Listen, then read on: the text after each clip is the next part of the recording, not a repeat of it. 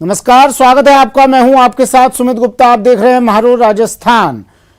Bulletin में सबसे पहले बात होगी लाउड स्पीकर को लेकर मचे सियासी बवाल की। लाउड स्पीकर का मुद्दा अब मरुधरा में पहुंच गया है। बीजेपी प्रदेश अध्यक्ष सतीश पूनिया के बयान के बाद सीएम गहलोत ने मामले में तुरंत पलटवार किया है। साथ ही बात करेंगे बीजेपी के राष्ट्रीय महासचिव अरुण सिंह के राज्य सरकार पर तुष्टीकरण की राजनीति को लेकर किए गए हमले की, और चर्चा करेंगे प्रदेश में बिजली संकट को लेकर सीएम गहलोत की ओर से जनता से मांगे गए सहयोग की। साथ ही दिखाएंगे आपको प्रचंड गर्मी के प्रहार की खबरें। तो बने रहिए हमारे साथ, देखते रहिए न्यूज 18 राजस्थान। राजस्थान में कांग्रेस और बीजेपी के बीच घमासान का नया एजेंडा लाउड स्पीकर है, यानी वो मुद्दा जिस पर देश भर में सियासी बहस जारी है, वो मुद्दा अब मरुधरा भी पहुंच गया है। बीजेपी के प्रदेश अध्यक्ष सतीश पूनिया के लाउड स्पीकर पर दिए बयान पर सीएम गहलोत ने तुरंत पलटवार किया। देखिए आखिर क्या है ये पूरा मामला।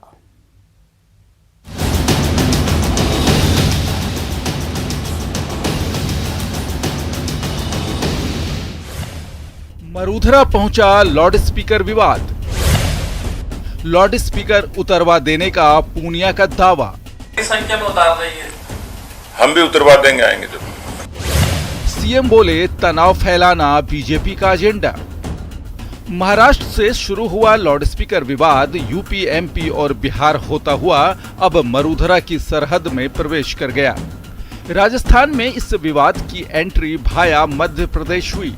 दरअसल भोपाल में एक कार्यक्रम में राजस्थान बीजेपी के अध्यक्ष सतीश पूनिया ने कहा कि ध्वनि और सामाजिक प्रदूषण फैलाने वाले सभी यंत्रों पर बैन लगनी चाहिए। सामाजिक तौर पर ध्वनि प्रदूषण से लेकर सामाजिक प्रदूषण का काम होता है, उसको रोका जाना चाहिए, प्रतिबंधित किया जाना चाहिए, उसकी एक मर्यादा होनी चाहिए। तो सीएम गहलोत ने पूनिया के इस बयान को तनाव फैलाने की बीजेपी की सोची समझी साजिश करार दिया। पर जो कुछ कहा या कहा जा रहा है, सुना जा रहा है, ये कोई नई बात नहीं है।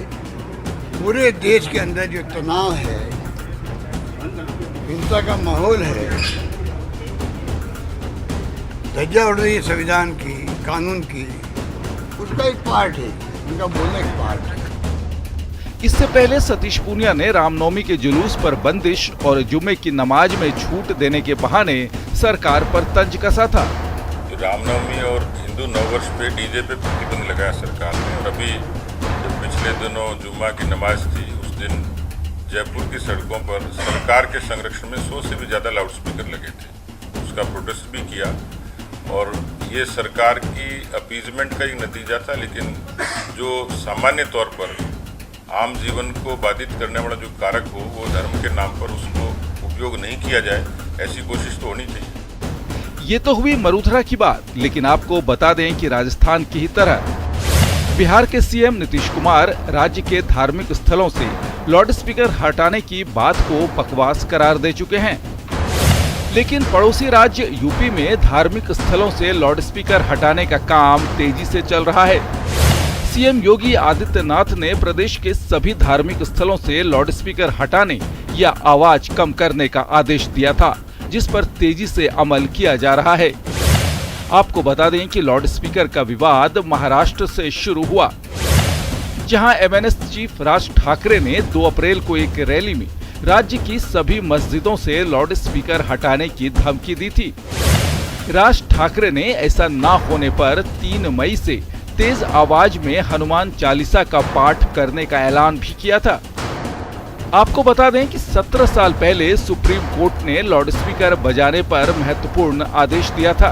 लाउड स्पीकर पर सुप्रीम कोर्ट का साफ साफ आदेश है कि ऊंची आवाज यानी तेज शोरगुल सुनने के लिए मजबूर करना मौलिक अधिकार का हनन है।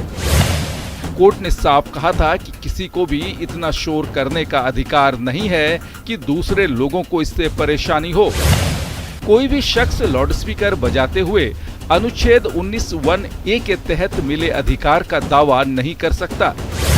सार्वजनिक स्थल पर लगे लाउडस्पीकर की आवाज क्षेत्र के लिए तय शोर के मानकों से ज्यादा नहीं होगी और जहां भी तय मानकों का उल्लंघन हो वहां लाउडस्पीकर और उपकरण जब्त करने के बारे में राज्य प्रावधान करे।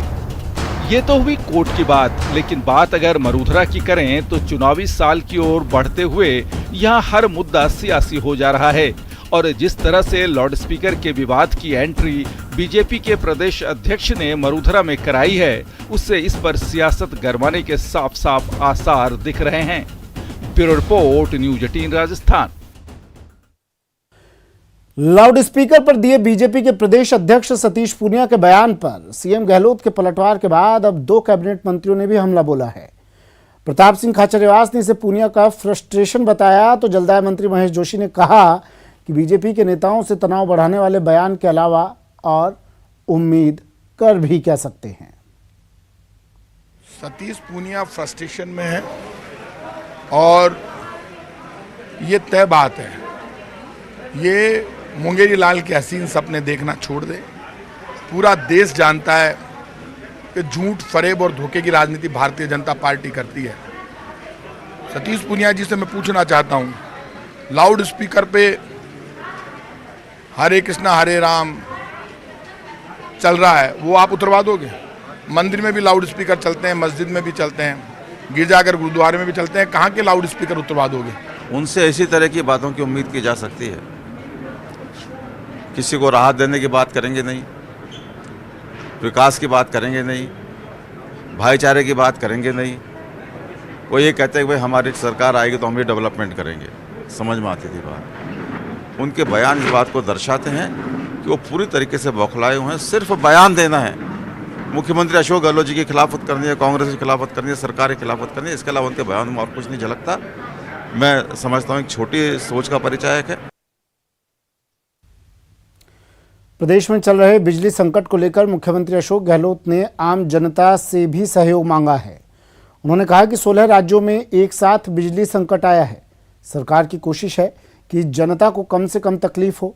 इंडस्ट्रीज पर भी 50% बिजली का कट लगा है, लेकिन दिक्कत मई के बाकी दिनों और जून को लेकर है।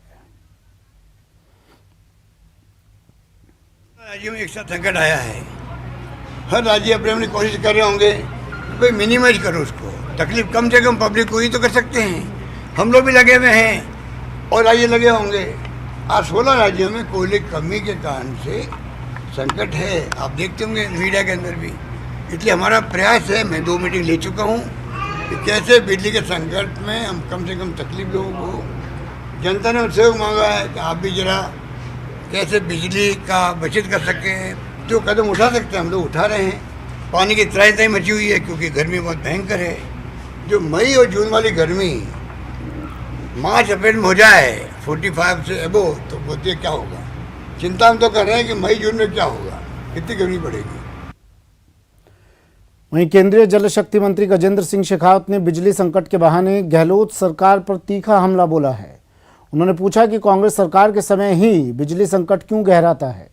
इसकी जांच हो तो बहुत लंबे भ्रष्टाचार के तंत्र महंगी बिजली खरीदने के नाम पर जरूर मिलेंगे।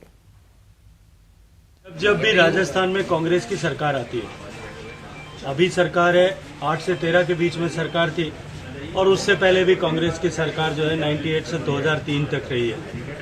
अशोक गहलोत साहब की सरकार के समय में ही बिजली का संकट और बिजली की कटौती की स्थिति क्यों बनती है, इस बात की जांच खोज आप लोगों को भी करना चाहिए। और यदि आप करेंगे तो इसमें बहुत लंबे भ्रष्टाचार के तंत्र महंगी बिजली खरीदने के नाम पर आपको जरूर मिल जाएंगे। और अब बात अलवर की, जहां बीजेपी के राष्ट्रीय महासचिव और वरिष्ठ नेता अरुण सिंह ने प्रेस कॉन्फ्रेंस कर कांग्रेस सरकार पर जमकर हमला बोला। अरुण सिंह ने कांग्रेस पर तुष्टीकरण का आरोप लगाया। प्रदेश में बिजली कटौती को लेकर जानबूझकर लोगों को परेशान करने का आरोप लगाया। साथ ही कई मुद्दों को लेकर प्रदेश सरकार को भी घेरा।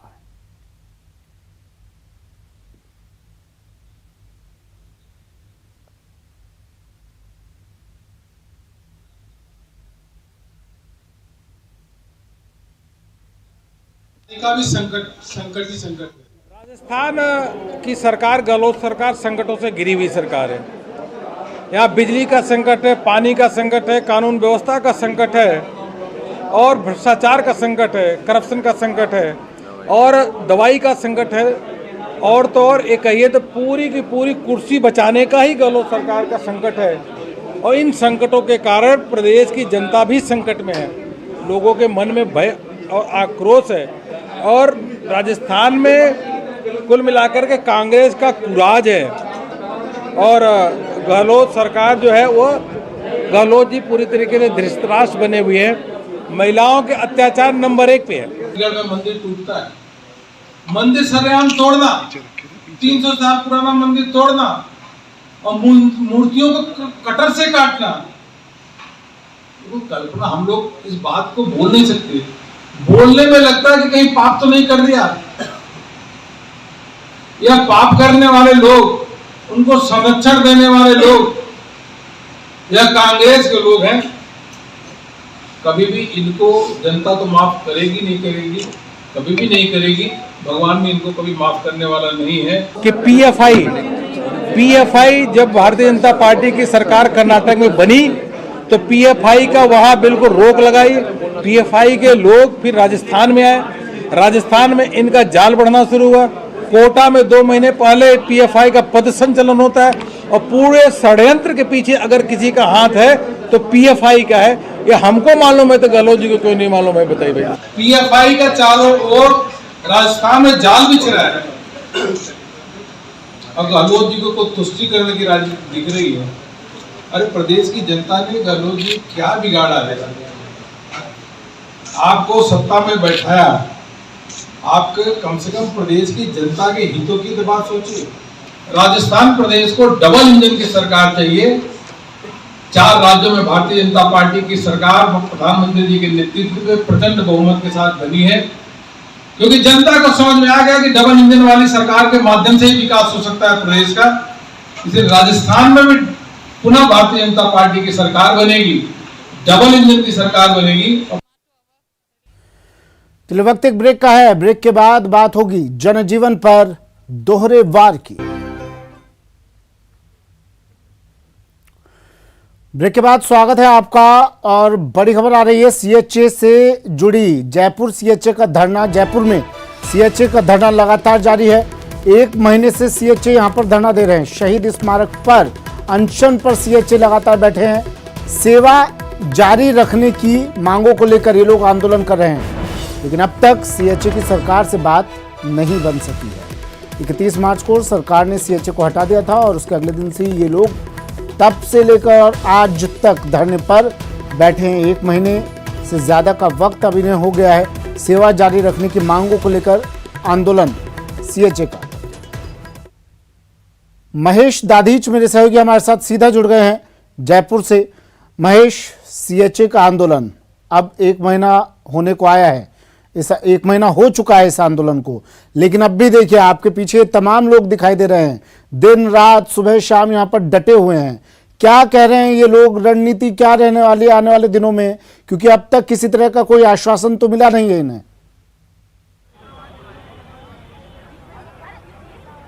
देखिए बिल्कुल, कोविड हेल्थ असिस्टेंट सीएचए जो है अपनी सेवाओं से हटाए गए हैं। 1 महीना उन्हें पूरा हो चुका है, क्योंकि 31 मार्च को इन्हें जो है वो आदेश मिला था जिसमें इनकी सेवाएं नहीं ली जाने की बात सरकार के द्वारा कही गई थी और उसके बाद ये 1 अप्रैल से ही जो है धरने पर बैठे थे। आप देख रहे हैं कि शहीद स्मारक पर बीते 1 महीने से जो धरना है वो लगातार इनका यहाँ पर जारी है और अपने अपने अलग अलग तरीके से धरने, प्रदर्शन, अनशन और अनूठे प्रदर्शनों के जरिए सरकार का ध्यान आकर्षित करने की कोशिश जो है वो लगातार कर रहे हैं, खुद को कोरोना वॉरियर बताते हुए, क्योंकि कोविड हेल्थ असिस्टेंट हैं तो इन्होंने कोविड के अंदर अपनी सेवाएं दी और उसके साथ ही ये चाहते हैं कि अब भी इनकी जो सेवाएं हैं उसको सरकार द्वारा कंटिन्यू किया जाए। 27,000 से अधिक की संख्या इनकी है और लगातार जो है वो अपनी मांगों को लेकर के यहाँ शहीद स्मारक पर बैठे हैं और आप देख रहे हैं कि अपनी मोबाइल की जो फ्लैशलाइट ऑन करके और अपनी एकता दिखाने की जो कोशिश है वो यहाँ पर की जा रही है। ईद पर भी इन्होंने यहीं पर, अगर अपनी मांगे इनकी नहीं मानी गई तो यहीं सेलिब्रेट करने का कहा गया है इनकी तरफ से और ये कह रहे हैं कि अभी जो है थोड़ी देर पहले ही अभी इन्होंने यहाँ पर अपना रोज़ा इफ्तार भी किया है और जो है पूरी तरह से किस तरह से आज का यहाँ पर कार्यक्रम आपका रहा है और अब आगे क्या रणनीति आपने तय की? आज हमने यहाँ पे रोजे का प्रोग्राम था जो किया था, हमारे जो साथी हैं मुसलमान साथी, उनके साथ सभी के साथ मिलके, क्योंकि यहाँ पे हम ये दर्शाना चाहते हैं हम एक परिवार की तरह यहाँ पे रह रहे हैं। और आगे हमारा जो फोकस है वो 3 तारीख को है। हमने यहाँ पे परमिशन लेने की बात की थी ब्लड डोनेशन कैंप के लिए, लेकिन परमिशन यहाँ पे नहीं मिल सकती और उसकी एवज में हमने यहाँ पे एक प्रोग्राम रखेंगे। मुख्यमंत्री जी का जन्मदिन है 3 मई को, हम यहाँ से एक हेल्पलाइन नंबर जारी करेंगे उस दिन के लिए। पूरे जयपुर में जहाँ भी अगर किसी को ब्लड की जरूरत होगी तो हमारे साथ ही यहाँ से जाके उसको ब्लड दे के आएंगे।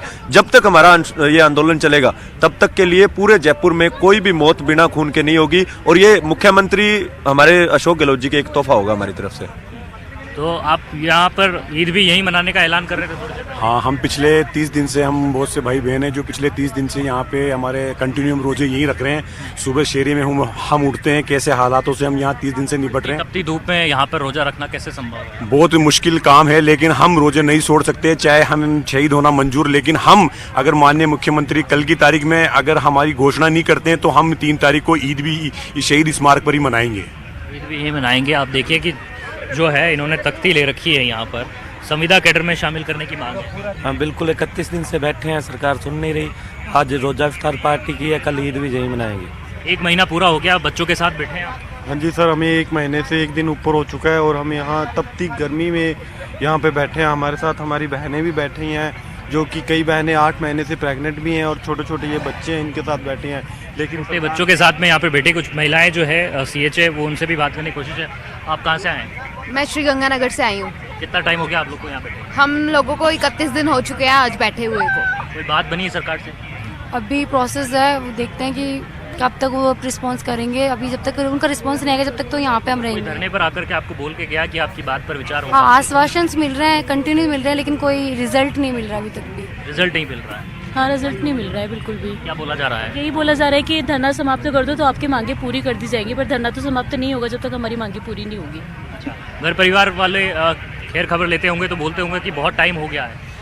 घर वाले टाइम टू टाइम फ़ोन आता है घर वालों का और पूछते हैं, लेकिन घर वाले ऐसे बोले कि जब तक आपका हक नहीं मिलता है ना तब तक यहीं डटे रहो और आपके हम साथ हैं और आमजन भी हमारे साथ है।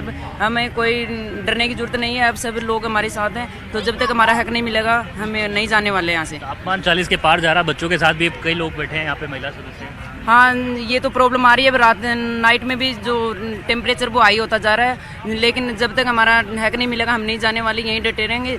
और टेम्परेचर बहुत ज़्यादा है, गर्मी में बहुत ज़्यादा हमारी हालत भी ख़राब होती जा रही है। रोज़ मतलब मेरी बहनों की और भाइयों की रोज़ है ना तबीयत ख़राब होती जा रही है लगातार। वो 5 भाई रोज़ अनशन पर भी बैठते हैं, उनकी भी तबीयत ख़राब होती जा रही है। अनशन लगातार आप लोग का चल रहा है यहाँ पे, क्या बोलेंगे? आप लोग दिल्ली तक होकर के आ गए, बात नहीं मानी गई, फिर भी बात नहीं सुनी गई?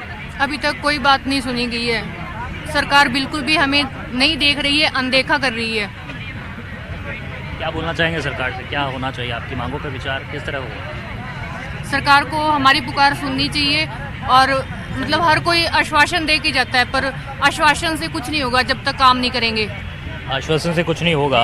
ये जो चिकित्सा मंत्री हैं उन्होंने भी आप लोगों के बारे में जिस तरह से बात कही है कि सरकार जो है वो कोई न कोई हल जरूर निकाल देगी, लेकिन नियमित नहीं कर सकती, परमानेंट नहीं कर सकती। परमानेंट का वो जिन उनके जो विचार होते हैं वो अलग अलग कम्मिटमेंट करते रहते हैं हर बार, कभी कुछ उनका कभी एक परमानेंट, कभी कहते हैं CHA हर सब सेंटर पे एक CHA लगाएंगे, बाद में कहते हैं आपको नौकरी से निकाल रहे हैं। कोविड के मामले बढ़ने लग गए दोबारा से, इसलिए ज़रूरत मानते हैं आपकी कोविड हेल्थ असिस्टेंट होना चाहिए? बिल्कुल बिल्कुल, क्योंकि ग्रामीण लेवल पे जो चिकित्सक सुविधाएं हैं, सर्विसेज हैं, उनमें पहले ही बहुत कमी है। कोविड क्या और भी जैसे डेंगू जो सीजनल बीमारियां होती हैं उसमें भी कोविड सहायक की अहम भूमिका रही है और रहेगी, और इस सारे को देखते हुए ये बात सामने आ रही है कि ज़रूरत है। कोविड के मामले दोबारा से बढ़ने लग गए हैं। कहाँ से आए हो भैया? बिल्कुल मामले बढ़ रहे हैं और ये लोग कह रहे हैं कि इनकी मांगों पर ध्यान नहीं दिया तो आंदोलन यूं ही जारी रखेंगे। 40-45 डिग्री तापमान है जयपुर में, राजस्थान में, और तपती दोपहरी में ये लोग आंदोलन कर रहे हैं। गर्मी में, भीषण गर्मी में आंदोलनरत CHA। शुक्रिया महेश तमाम जानकारी के लिए। वहीं मुख्यमंत्री अशोक गहलोत ने बैठक ली, समीक्षा बैठक। मुख्यमंत्री अशोक गहलोत की बड़ी खबर, CM अशोक गहलोत राजस्व विभाग की समीक्षा कर रहे हैं। CMR में बैठक चल रही है। राजस्व मंत्री रामलाल जाट भी इस बैठक में मौजूद हैं। मुख्य सचिव उषा शर्मा समेत आला अधिकारी इस बैठक में शामिल। अहम बैठक सीएमआर में, बड़ी खबर, सीएम गहलोत की समीक्षा बैठक, राजस्व मंत्री, मुख्य सचिव समेत आला अधिकारी बैठक में शामिल।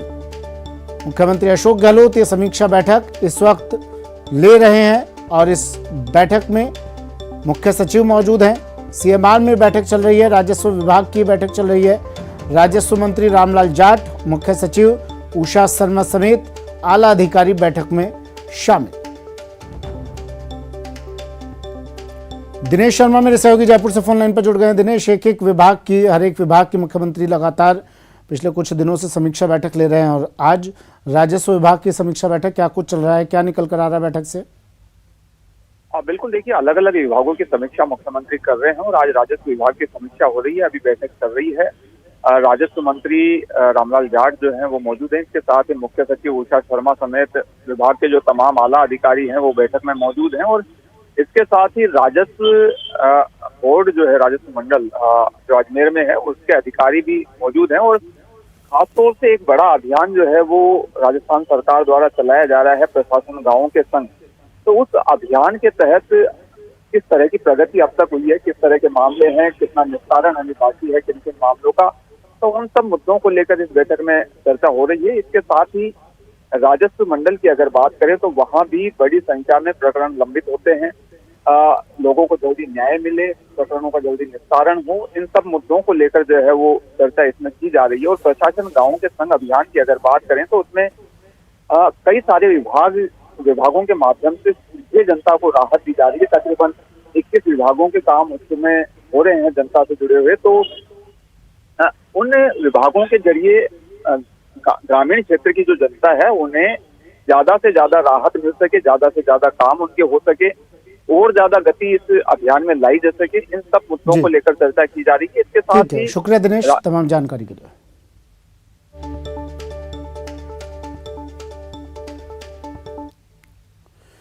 और कोटा से खबर है, कोटा में परशुराम जयंती को लेकर शोभा यात्रा निकाली गई। शोभा यात्रा में लोकसभा अध्यक्ष ओम बिरला भी शामिल हुए। स्पीकर बिरला ने इस दौरान परशुराम जयंती की प्रदेशवासियों को, सभी लोगों को शुभकामनाएं दी। स्पीकर बिरला ने शोभा यात्रा का स्वागत किया।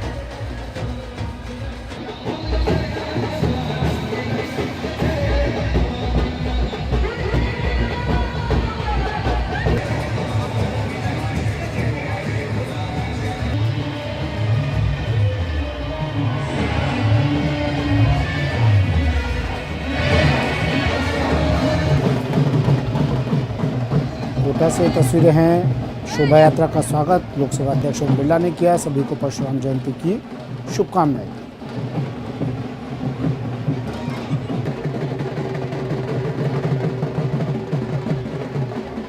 लोकसभा अध्यक्ष ओम बिरला ने शोभा यात्रा का स्वागत किया। परशुराम जयंती को लेकर ये शोभा यात्रा निकाली गई। शोभा यात्रा में स्पीकर ओम बिरला भी शामिल हुए। सभी लोगों को परशुराम जयंती की शुभकामनाएं उन्होंने दी और शोभा यात्रा का स्वागत जब यहाँ पहुंची शोभा यात्रा तो लोकसभा अध्यक्ष ने शोभा यात्रा का स्वागत किया। ये तस्वीरें उस वक्त की, बड़ी संख्या में श्रद्धालु इस शोभा यात्रा में शामिल हुए। महिला पुरुष इस शोभा यात्रा में शामिल। वक्त एक ब्रेक का है, जल्द हाजिर होंगे।